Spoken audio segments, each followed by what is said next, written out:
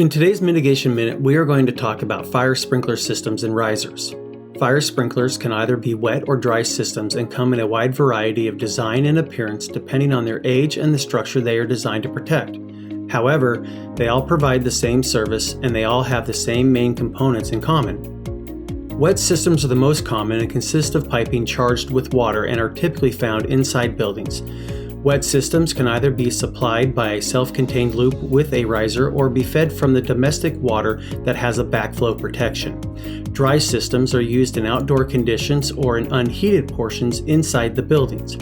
Dry systems use a compressor to keep the lines charged with air that is quickly replaced with water should a sprinkler head be activated. Both wet and dry systems should be tested annually by a qualified technician. Fire sprinkler systems have main control valves, drain valves, flow monitors, and tamper switches. It is important that trained staff be familiar with these components and be able to shut down a system quickly should a sprinkler head discharge for any reason other than an actual fire.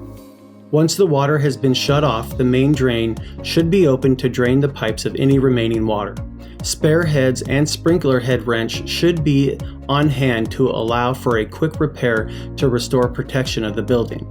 To help with this process, all doors leading to the riser room should be clearly marked with signage identifying its location. Inside this room, the risers themselves should be labeled identifying the area of the building they serve, which is especially important in multi-zone buildings.